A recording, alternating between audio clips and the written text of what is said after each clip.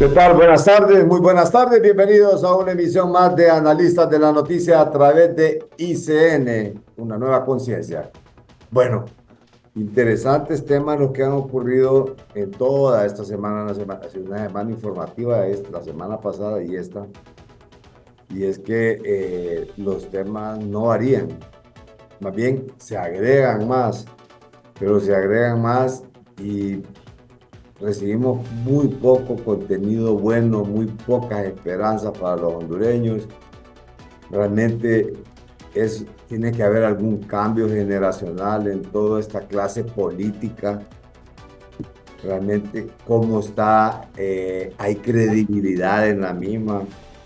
Luego, después de esta sacudida que pudiese ocurrir en Nueva York, porque Juan Orlando Hernández, según los analistas, tiene dos opciones: declararse culpable y que lo condenen, o que el jurado lo declare culpable y que también lo condenen. O sea, las salidas son para condenar.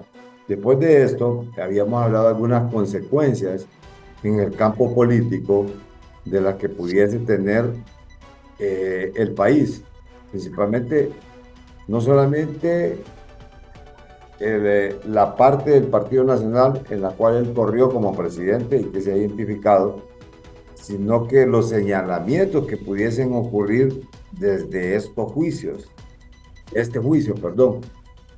Entonces, hay una sacudida, no tanto para su propio partido, sino que también para aquellos que pudiesen verse involucrados, porque ayer precisamente dialogábamos con la abogada Maribel Espinosa y decía: no crea, dice, un Videncio que lía ahí también, o sea, gente que ha estado identificada plenamente con el Partido Libertad y Refundación, el Partido Liberal, de repente van a salir involucrados empresarios, y yo no descarto que haya uno que otro periodista también que pudiese salir involucrado en esto. Pero bueno, ¿qué lectura le puede dar el aspirante presidencial? Si hay un cambio, tiene que haber un cambio generacional. Yo no sé por qué le puso a su partido una nueva generación. Sí, así es. Don Alan Macoto, buenas tardes. Un fuerte abrazo, mi amigo. Gracias por la invitación. Sí, y nos llamamos Partido Nueva Generación.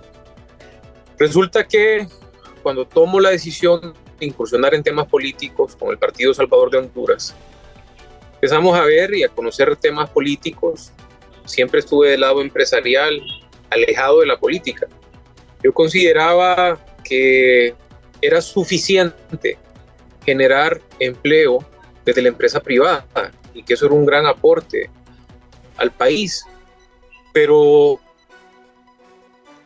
claro que es un aporte, pero si usted quiere cambios trascendentales, cambios hasta generacionales y cambiar el rumbo de toda una población, en este caso la población hondureña, tiene que involucrarse en temas políticos. Después nosotros, por lo menos Alan era del tema, teniendo una madre política, un padre empresario, me llamaba más la atención el tema de la empresa privada y es de ahí de donde vengo. Entonces, cuando incursiono en temas políticos con el Partido Salvador de Honduras, que de ahí se desata un fraude, descubrimos el fraude y en cualquier momento podemos hablar solo de ese tema porque es importante que el pueblo hondureño sepa cómo es que se lleva a cabo el fraude en las elecciones, que nos quieren vender que las elecciones pasadas fueron las más transparentes de la historia y eso es completamente falso y tenemos las pruebas. Vemos de que lastimosamente el Partido Salvador de Honduras arrastró mañas de varios partidos políticos tradicionales. En aquel entonces mi discurso siempre era: necesitamos un relevo generacional, necesitamos nuevas generaciones de políticos. ¿Por qué? Sencillo. Los políticos tradicionales no le han cumplido al pueblo hondureño, pero sí le han cumplido a sus intereses, a sus grupos de poder, a sus intereses partidarios y no a los intereses del pueblo. Entonces ahí cuando se toma la decisión de separar del Partido Salvador de Honduras, mucha gente en aquel momento me señaló, yo decidí guardar silencio. Para un tiempo vemos después a levantar la mano con los nacionalistas del BOC y decir que sacar el país adelante. Y en ese momento es cuando mucha gente me da ya la razón y me dice: Alan, habías tomado la mejor decisión, no lo habíamos visto así.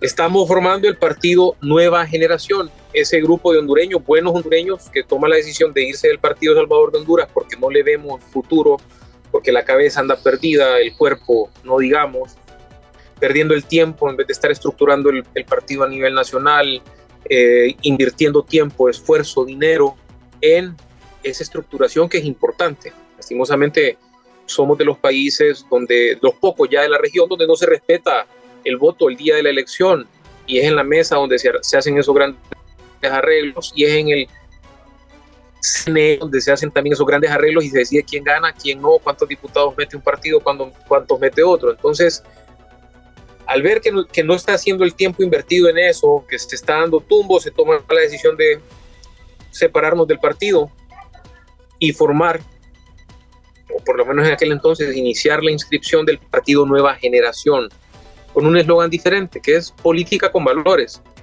En el caso nuestro, mi amigo, para que usted tenga una idea, a diario se están sumando jóvenes, personas adultas, muchachos que aún no tienen los 18 años, pero que saben que en las próximas elecciones no van a tener, nos escriben a nuestras redes sociales, que es a donde se ha estado invirtiendo recursos, sumándose, y nos estamos estructurando a nivel nacional. Usted sabe que lo más común es, no, hombre, no hagas eso, mira, pégate uno de los partidos tradicionales con más de 100 años de historia, y es más, hemos también hasta rechazado ya ofertas, un partido liberal, sentarse y decir, Alan, mira, queremos llegar con vos a la presidencia del país. Y yo les digo, señores, lo siento, ustedes son política tradicional, hemos estado en contra de ustedes, el resultado va a ser el mismo de siempre si nos quedamos ahí. Entonces, nuevamente estamos en el lugar correcto, trabajando con un partido completamente nuevo, con gente que no tiene ningún tipo de vínculo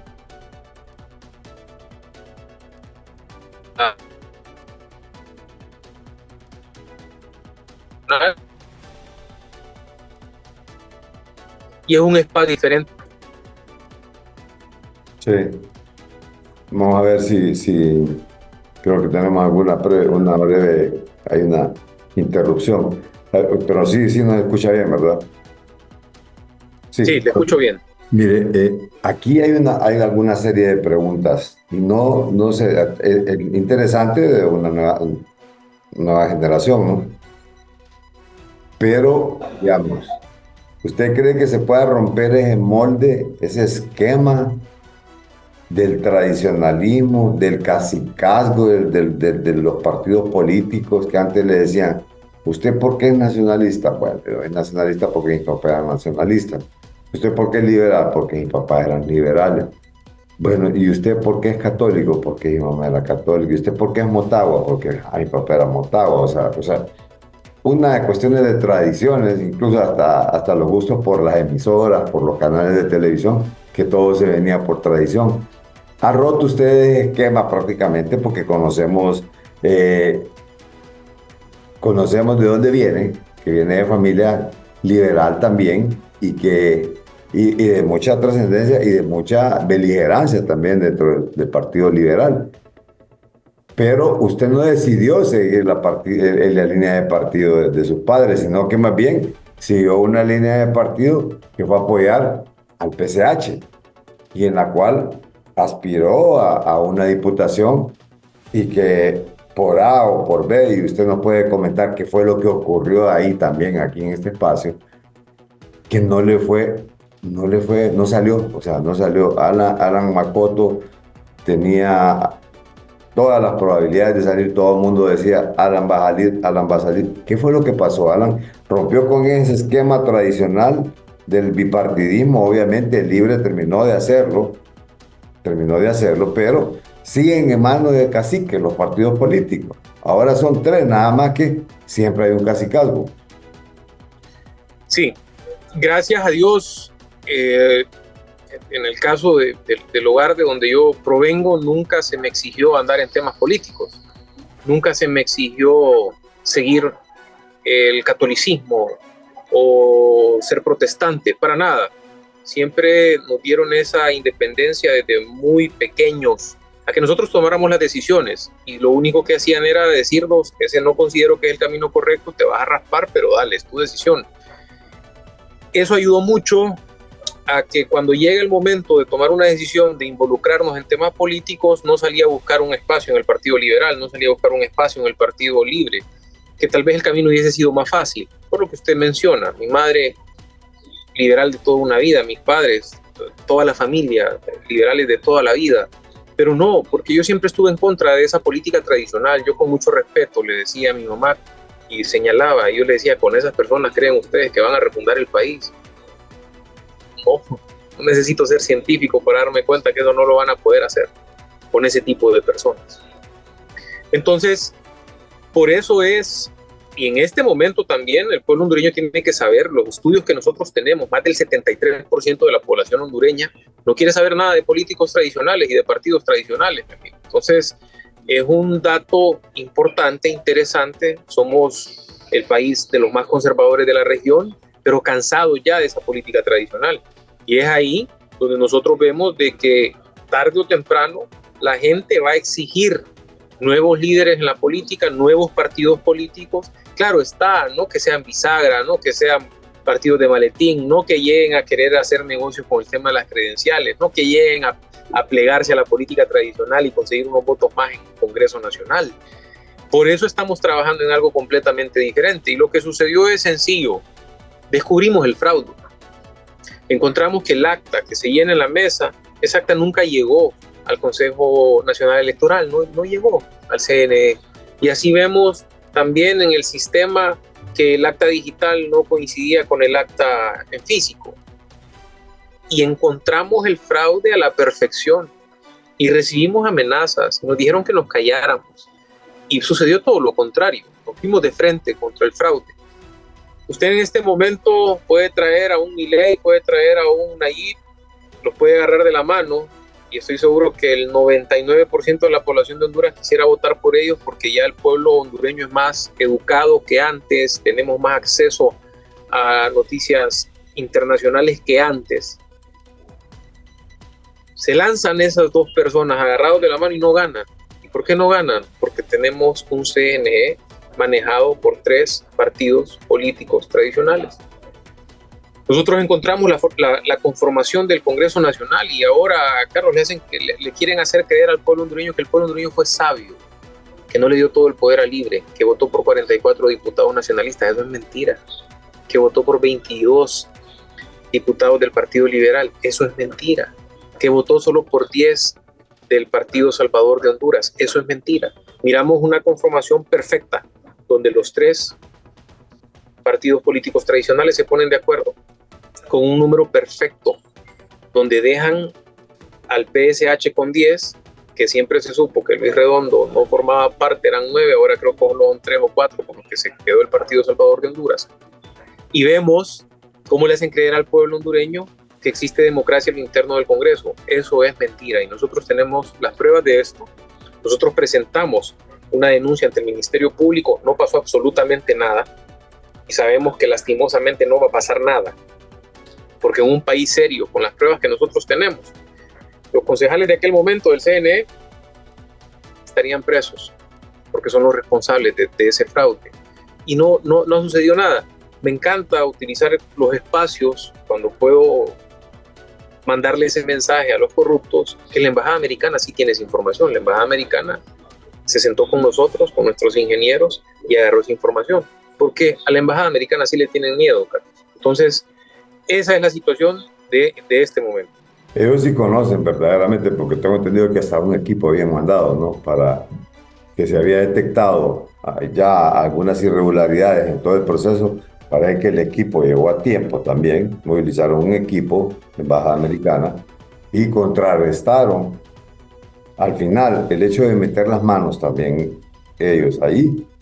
Eso de alguna manera pudo haber modificado algunos resultados en algún momento, y eso es lo que habla usted, pues. Es decir, tenían un número perfecto para hacer cosas, ¿no? 1, 2, realmente esta nueva generación, ¿qué ofrece al electorado?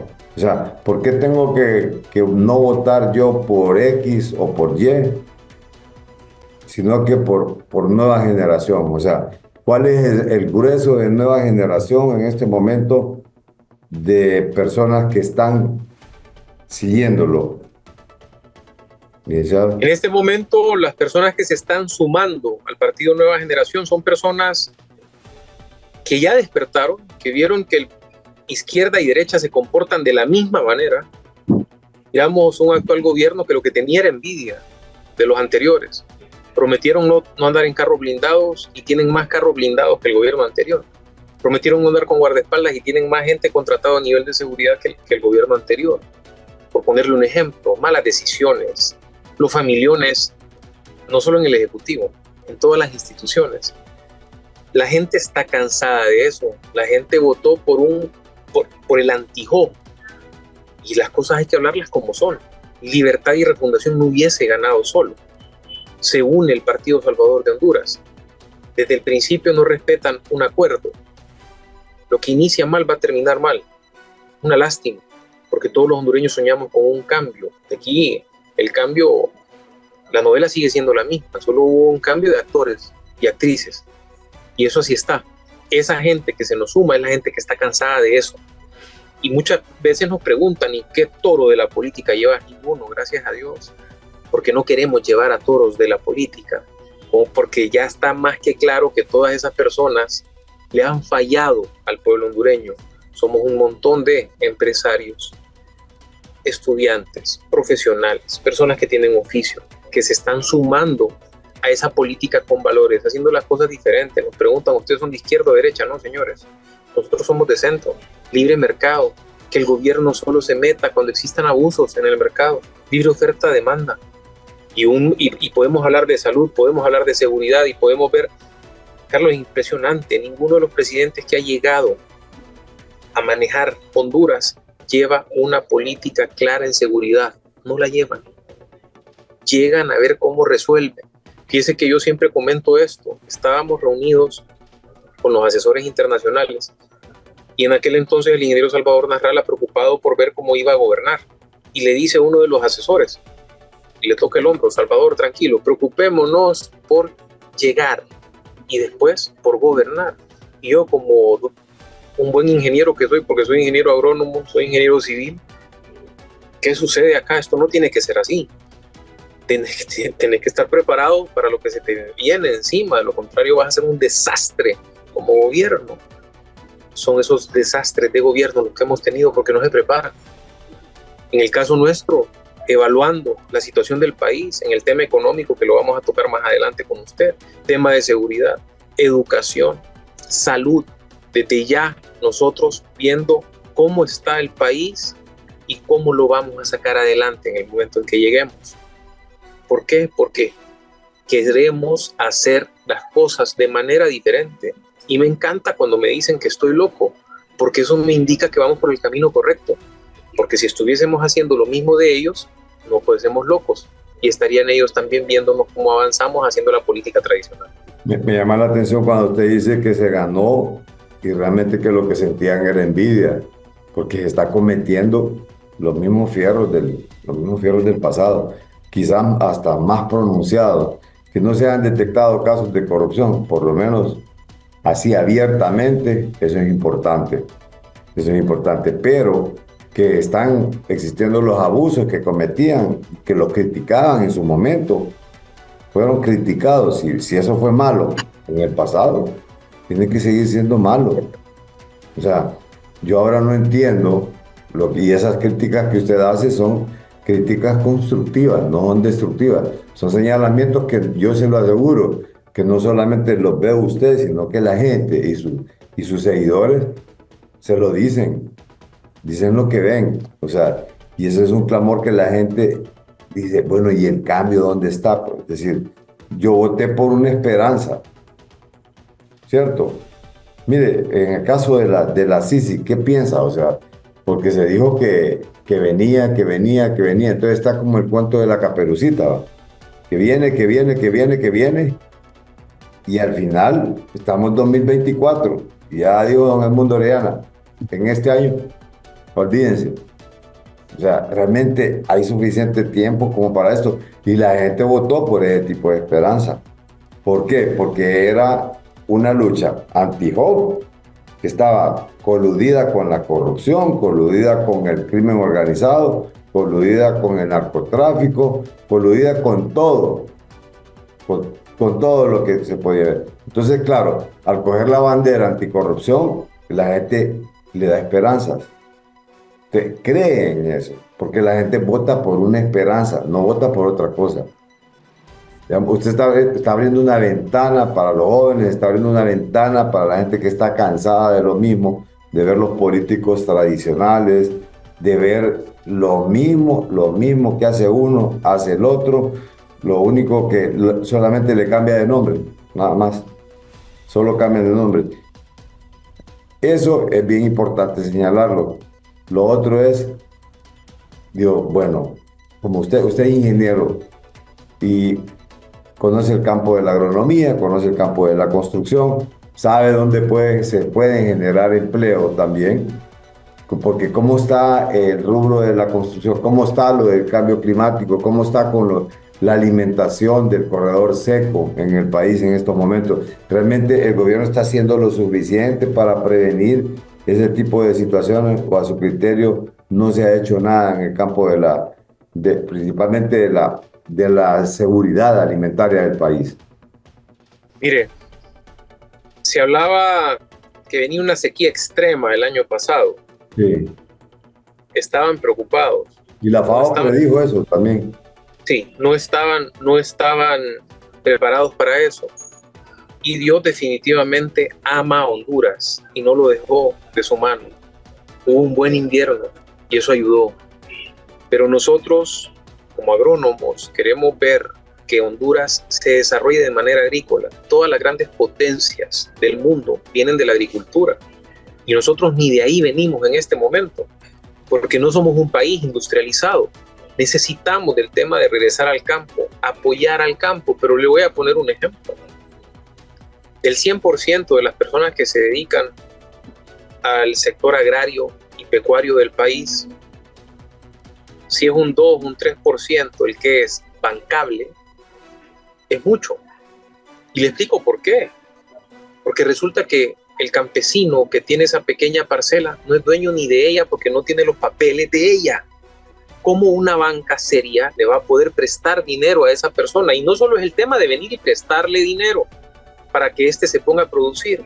Se necesita un acompañamiento, se necesita que ese crédito llegue en el momento exacto, no llegue 3, 4 meses después y que ya más bien esté cerca de la cosecha. No, tiene que ser en el momento exacto, con un acompañamiento. Pero para esto, el gobierno se tiene que preocupar por entregarle papeles, escrituras a cada uno de los dueños de esas parcelas.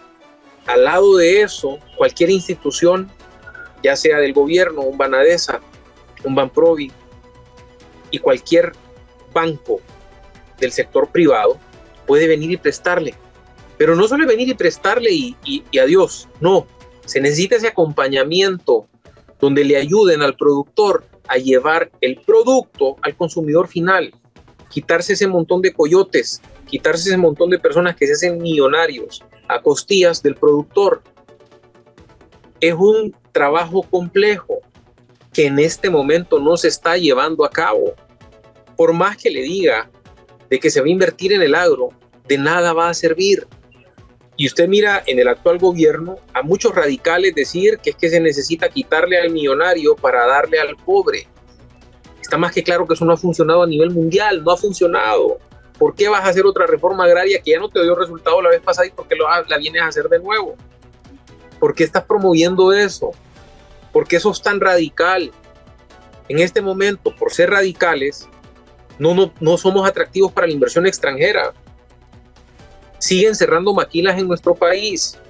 ¿Por qué las cierran? Sencillo. Son transnacionales que tienen maquilas en todo el mundo y cuando a ellos alguna línea de producción de sus clientes se cierra, a ellos les toca buscar la manera de reducir también su producción. ¿Y qué cree que van a hacer? Ellos evalúan y ellos dicen, Honduras es el país por ahora que estamos en riesgo político, de incertidumbre, de seguridad, etcétera, etcétera. Y toman la decisión de cerrar maquilas en los países donde saben que tienen mayor riesgo, por ponerle un ejemplo. Y así podemos ver cómo es posible que más de 400 invasiones, siempre hablando del sector agropecuario. Agropecuario, sí. ¿Cómo es posible que hay más de 400 invasiones? No hay seguridad jurídica, ¿no? Nada. Todavía vivimos en un país donde el que va a ganar cualquier pleito legal es el que pague más al juez. Eso es una desgracia, eso es una lástima. El cáncer en nuestro país está regado, una metástasis, está regado, porque cualquier institución a la que usted va altamente corrupta. Nosotros necesitamos cambios verdaderos, cambios honestos. Ese relevo generacional tiene que ser a todos los niveles y no necesariamente es de que tienen que ser jóvenes, porque hay gente que dice, dime, pero el nombre de tu partido nos deja a nosotros por fuera porque yo ya tengo 60 años. No, señor, entiéndalo bien. Es una nueva generación de políticos la que necesitamos, sin importar que usted tenga 80 años. Pero si usted consideró que no tenía que involucrarse en temas políticos, porque la política es sucia, porque eso es lo que nos quieren hacer creer y lo hemos creído, es ahí el error. Por cada bueno que no participa, le estamos dando la entrada al malo. El que sí participa, el que está ahí, el que grita más, el que está ahí, el que ya entendió cuál es su manera de vivir de la política, que le va a hacer frente a cualquier bueno que quiera entrar. Esa es nuestra realidad, Carlos. Sí, es decir, las invasiones sin duda alguna es un serio problema. Y ahora que se está hablando de expropiaciones, ¿qué piensa?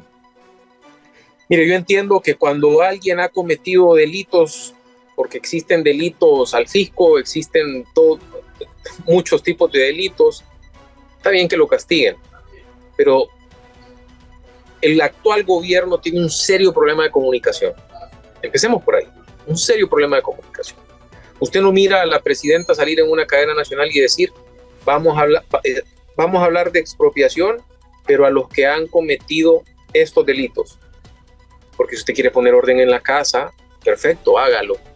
Pero necesitamos esa comunicación clara, porque lo mismo que yo sé de la expropiación es lo mismo que usted sabe de expropiación y es lo mismo que maneja el Partido Nacional como herramienta para volarle duro al actual gobierno.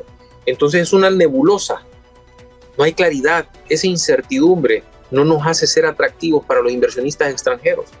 Un inversionista extranjero que quiera traer su dinero a Honduras en este momento solo es que esté loco o le gusta verdaderamente arriesgar y está dispuesto a perder X cantidad de millones para venir en un país donde la situación no es clara, donde tenemos un Congreso que es un desastre, que no representa al pueblo hondureño, donde tenemos una corte, donde usted sigue arreglando los problemas legales con dinero, donde tenemos un ministerio público que hasta ahora está medio reaccionando, porque sabemos quiénes manejaban antes el ministerio público altamente corruptos. ¿Quién quiere venir en este momento a invertir? Es más, tengo amigos que toman la decisión de sacar el dinero de su país, hondureños, que no quieren seguir invirtiendo, que nos miran como locos a los hondureños que queremos seguir invirtiendo, porque nosotros no perdemos la esperanza que las cosas van a cambiar en nuestro país y seguimos invirtiendo. Sacar el dinero de un país, eso significa cambiarlo a la divisa, ¿no? O sea, cambiar la divisa, o sea, y eso genera una inestabilidad o una escasez también del cambio, o sea, del dólar, o sea, la circulación del dólar. Y se ha visto muchos problemas en las importaciones.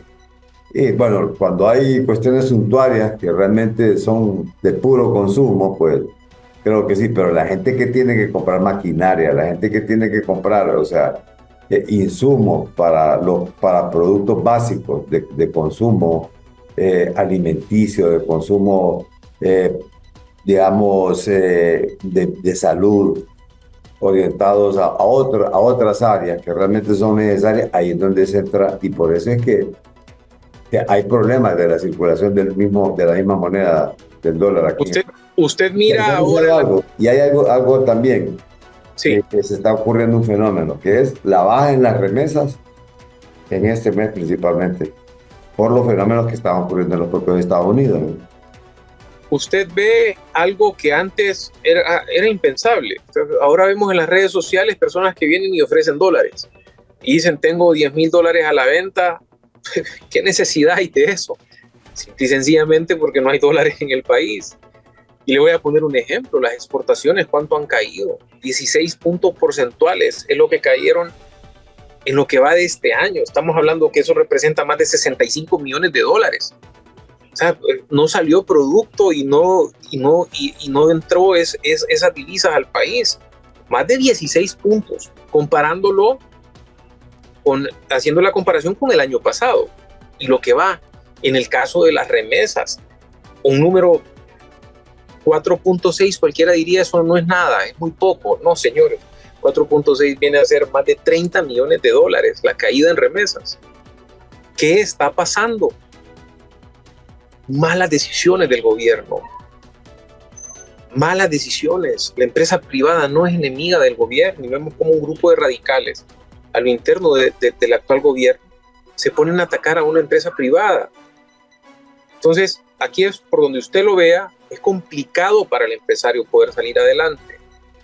Y en nosotros como empresarios, porque ahí me quito el tema del tema político y me pongo como empresario, nosotros queremos lo mejor para nuestro país, pero necesitamos que el gobierno dé las herramientas necesarias para que podamos fortalecernos, generar riqueza, para poder generar empleo, para crecer.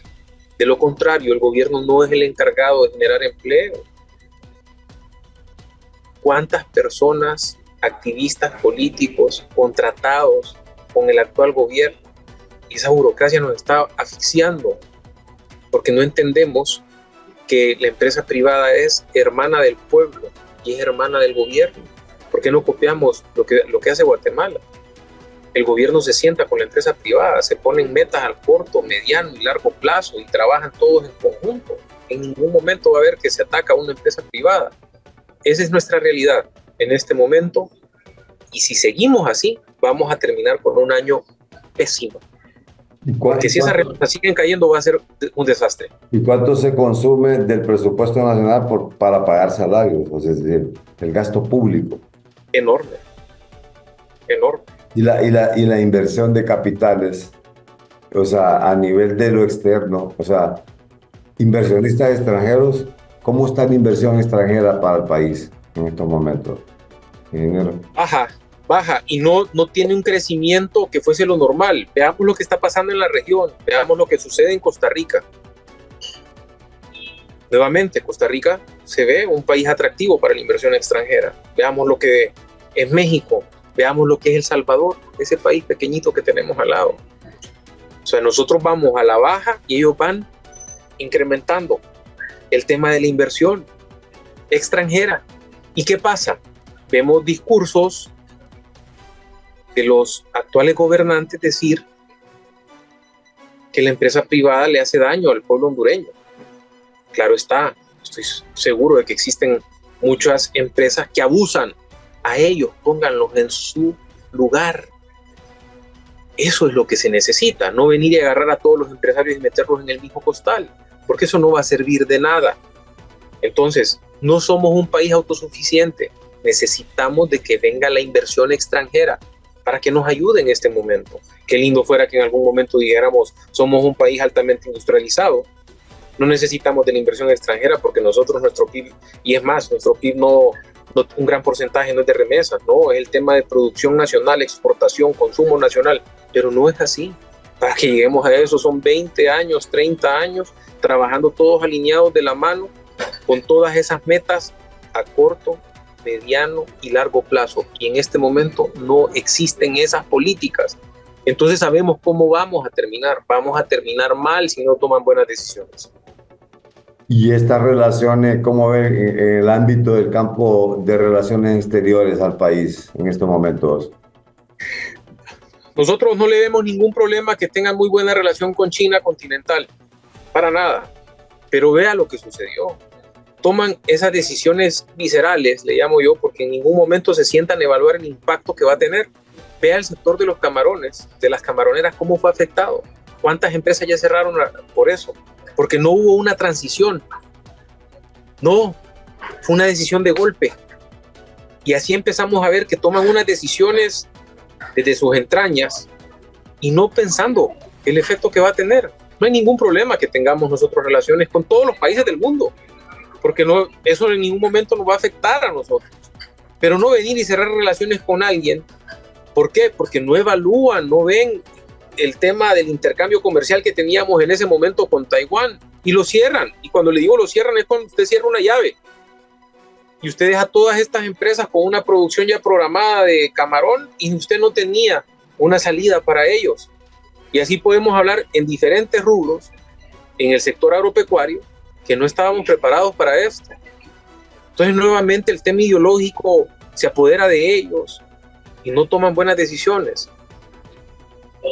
Y miramos, no ponen orden en el actual gobierno cuando de una manera tan informal que es el Twitter o ahora se llama la red X, vemos cómo funcionarios del actual gobierno se bajan el canasto con el gobierno de los Estados Unidos. Por favor. Y vemos que a lo interno de ellos se lo celebran. ¿Dónde está nuestra presidenta poniendo orden en ese sentido? No lo tenemos. Les gusta esto al parecer porque no ponen orden. ¿Cómo es posible que quieran generar conflictos con el país que más invierte en Honduras, que se llama Estados Unidos, con el país que es la economía más fuerte del mundo, que compra el 80% de los productos que exportamos? ¿Por qué te vas a pelear con él? ¿Por un tema ideológico? Estamos completamente mal si seguimos ese mismo pensamiento, Carlos. Interesante este tema porque ¿cómo ve el rubro de la construcción? Bueno, ahorita se ha anunciado una inyección de presupuesto, creo que una de las instituciones que mayor presupuesto maneja. Se ha hablado de que se va a reactivar todo esto, o sea, construcción de hospitales, se ha dicho, construcción de por lo menos 3 grandes hospitales, de reparación de carreteras primarias, secundarias y hasta terciarias, ¿no? Pero realmente, ¿irá a llegar a tiempo todo esto? ¿O solamente se quedará en un discurso a su criterio? Estoy seguro que va a llegar a tiempo. Y no todo lo del actual gobierno es malo. No, tenemos que ser objetivos siempre en nuestras apreciaciones. Y nosotros, nuevamente, mire, otra vez el tema de mala comunicación del actual gobierno. El actual gobierno debería estar demostrando más de 22 o 25 proyectos carreteros enormes.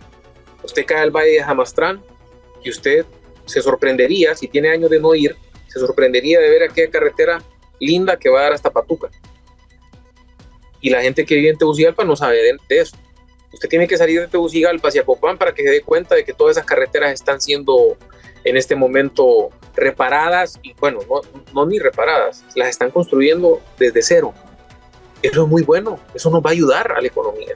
Claro está, los hospitales van a ayudar, la construcción va a ayudar. Recordemos que esta es una inversión pública que los gobiernos anteriores no lo han hecho, y que es, por lo menos en esa área, si nuestra presidenta se mantiene con esa inversión, va a ser de mucha ayuda a la población hondureña. Nuevamente, mala comunicación, no se lo están haciendo saber al pueblo hondureño. Ellos por su lado lo hacen, no sé quién les manejará el tema de la comunicación del gobierno, pero muy mala comunicación. El presupuesto más alto de la historia para eso, y eso se les aplaude. Qué bien que toda esa plata va a estar invertida, porque ahora sí vamos a llegar a tener las mejores carreteras de Centroamérica. Hoy sí va a ser una realidad eso, y eso hay que aplaudírselo, y tiene que seguir siendo así. Y esto va a generar empleo, es decir... Definitivamente. Definitivamente. Claro que sí. Porque usted mira la construcción de la carretera, desde la señora que vende la comida, el que anda vendiendo los jugos, la gente que está siendo contratada en la zona como capataces, claro que va a ayudar. No lo suficiente, Carlos, porque no es, nuevamente, esta plata lo está haciendo inversión pública, pero nosotros no vivimos como país solo de la construcción. Claro está que la construcción y la agricultura son las áreas que más impacto tienen, pero también se necesita la inversión privada, y para esto usted tiene que darle certidumbre a los inversionistas que vale la pena seguir invirtiendo en Honduras. En este momento no es así. Es decir, que estos solamente son rubros que son paliativos a toda una economía general del país. Definitivamente. Esto tiene que ser tienen que tomar decisiones integrales, tienen que ser decisiones no solo en ciertos rubros. Le expliqué anteriormente lo que tienen que hacer en el agro, que no se está haciendo en este momento.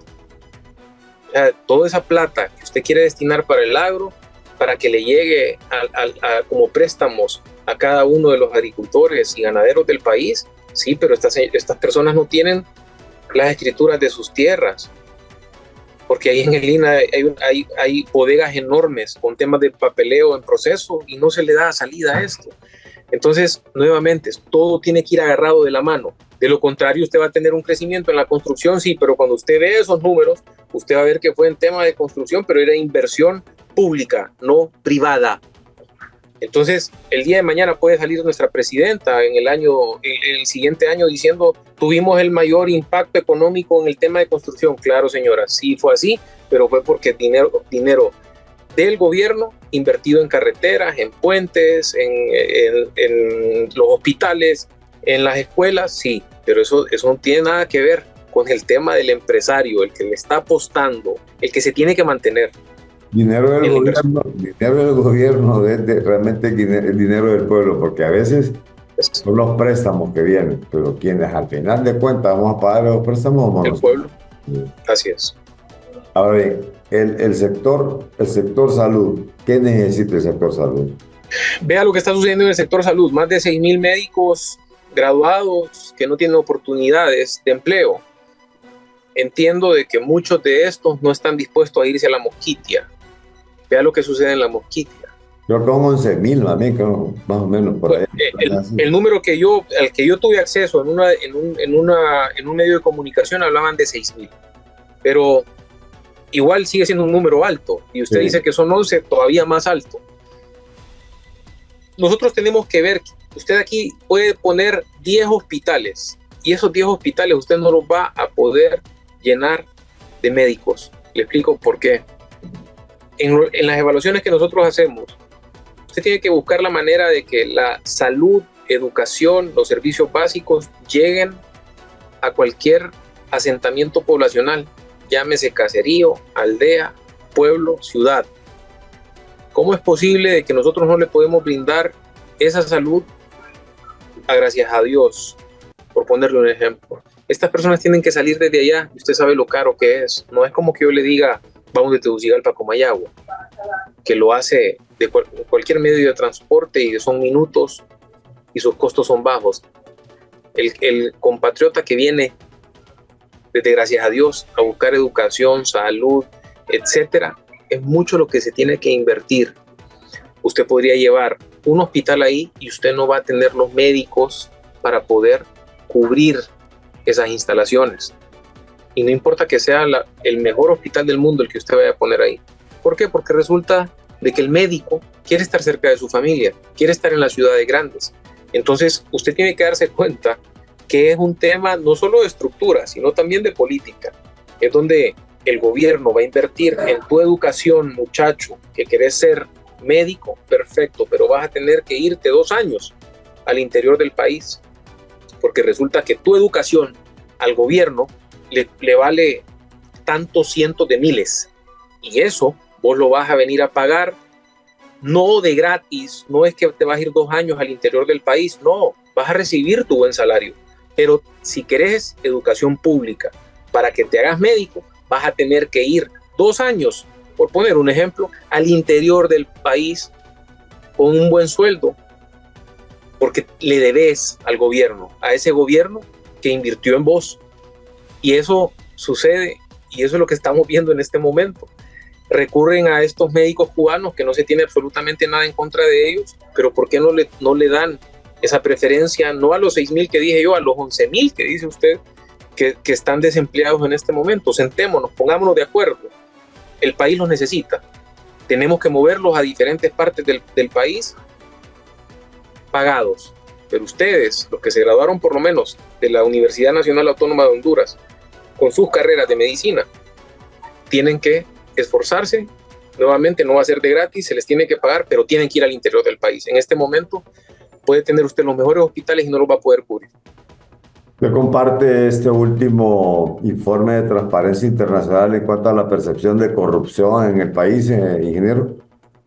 Claro que sí. Y ¿sabe lo que más me sorprende? Es que cuando estaba Juan Orlando Hernández, los que ahora son gobierno celebraban todos esos números.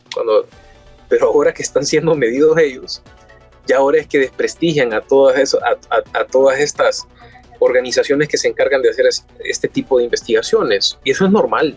O sea, en este momento, y hablan, sí, que es percepción. Claro, señores, ¿cómo el pueblo no va a percibir que se están haciendo las cosas incorrectas si resulta que ustedes señalaban cuando tenían esos familiones los gobiernos anteriores y ahora ustedes lo tienen? Y es lo que usted decía anteriormente. Lo que hacían antes era malo porque lo hacían aquellos, ahora tiene que ser bueno porque lo están haciendo estos.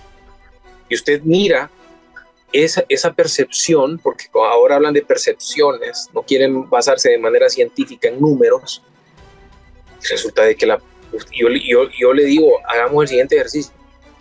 Usted en este momento en su estudio, cuando salga, pregúntele al guardia si considera que el actual gobierno es corrupto o no. Le va a decir que es corrupto. Y usted le va a preguntar por qué. Por el familión, por esto, por lo otro. Es una percepción. Nuevamente, el actual gobierno da las herramientas para que lo ataquen. ¿Por qué no poner orden?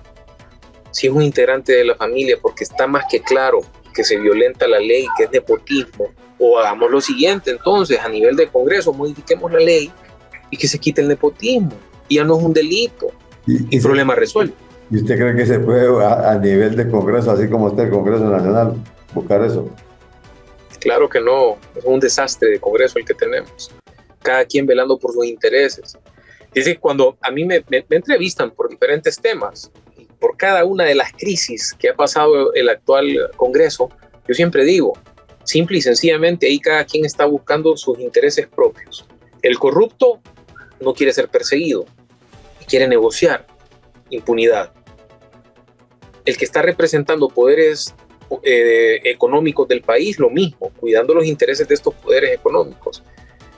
Si los diputados actuales de ese Congreso, que sabemos que más del 50% llegó de manera incorrecta, por corrupción, porque tenemos nosotros las pruebas del fraude, pero si ellos de verdad quieren lo mejor para el país, ellos en 10 minutos se pusieran de acuerdo para que ese Congreso trabajara bien.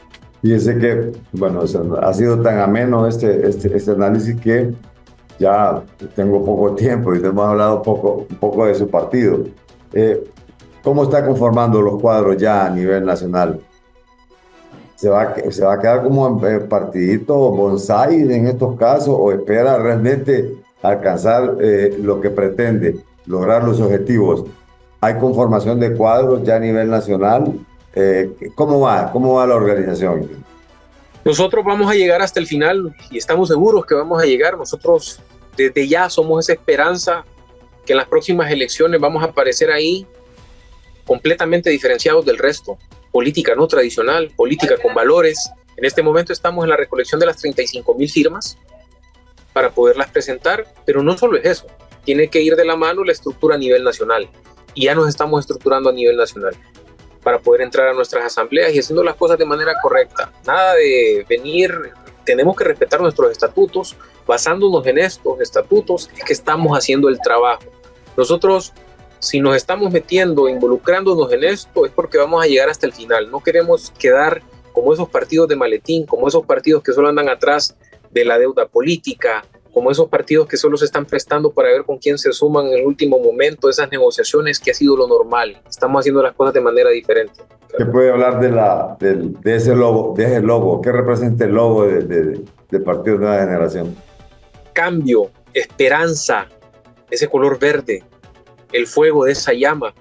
Queremos y estamos siendo ya, en este momento, la diferencia. Me invitan a foros y me dicen, Alan, tenemos un problema.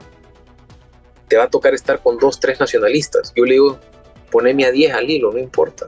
Vamos, porque nosotros estamos haciendo las cosas diferentes. Porque me pongo a platicar con un nacionalista y le digo, ¿ya le pediste disculpas al pueblo hondureño en nombre de tu partido por el mal manejo de la pandemia? Cosas tan sencillas. Y tienen todos estos esos baños de pureza diciendo que ellos van a rescatar el país. Señores, ustedes han formado parte del descalabro del país. No nos sigan engañando, el pueblo hondureño ya no les cree. Nosotros dentro del partido Nueva Generación estamos haciendo las cosas completamente diferentes, con rostros nuevos.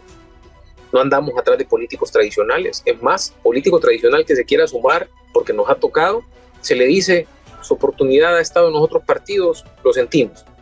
Tenemos mucha gente a nivel nacional que siempre le llamó la atención la política, que no se miraba en ninguno de los partidos tradicionales y se dan cuenta del partido Nueva Generación y son los primeros en acercarse a nosotros a diario, sumándose al equipo de trabajo que tenemos en este momento, que es enorme, pero no es imposible y vamos a llegar. Es decir, que no importa la edad, lo que importa es el pensamiento de la persona, el pensamiento, lo que pretende, lo que quiere cambiar, ver la diferencia de lo que hay y de lo que está presente y de lo que puede representar Nueva Generación. Así es, exactamente así, usted lo ha dicho. Bien. Ingeniero, muchas gracias por su participación. Esperamos que no sea la última.